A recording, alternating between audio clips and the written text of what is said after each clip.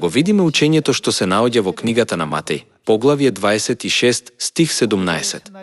А во првиот ден на празникот без квасници пристапија кон Исус учениците и му рекоа: "Каде сакаш да ти приготвиме да јадеш Пасха?" Тој им рече: "Одете в град кај тој и тој човек и кажете му: Учителот вели, времето ми наближи. Кај тебе ќе ја прославам Пасхата со учениците своји." Учениците постапија како што им заповеда Исус и ја приготвија Пасхата.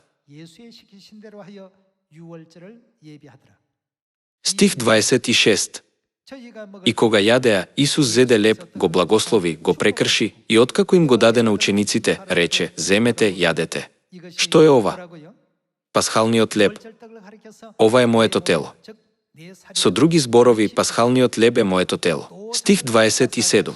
И кога ја зеде чашата, внатре во чашата е пасхалното вино. Заблагодари, им даде и рече: "Пијте од неа сите. Зашто ова е мојата крв на новиот завет, која се пролева за мнозина за простување на гревовите."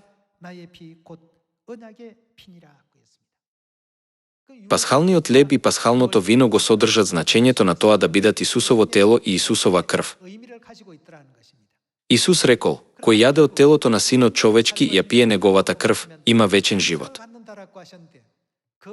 Ова значи дека оние што јадат од пасхалниот леб и пијат од пасхалното вино се оние што јадат од Исусовото тело и ја пијат Исусовата крв. Бидејќи Исус ветил дека оние што јадат од неговото тело и ја пијат неговата крв ќе добијат вечен живот, секој што јаде од пасхалниот леб и пие од пасхалното вино може да добие бесплатен премин до дрвото на животот од Бога.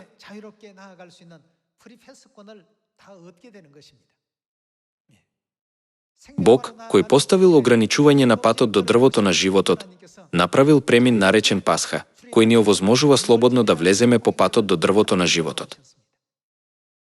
Секој што ќе ја прими пропусницата, односно Пасхата, може да влезе по патот кон дрвото на животот. Сепак, оние кои не ја примаат пропусницата не можат да влезат на патот до дрвото на животот, па затоа не можат да живеат вечно, тие сепак би биле заклучени во грев, нели? Им оддаваме вечна благодарност, слава и пофалби на Бог Отецот и Бог Мајката што ни дадоа слободен премин кон патот кон небесното царство преку новиот завет. Ви благодарам многу.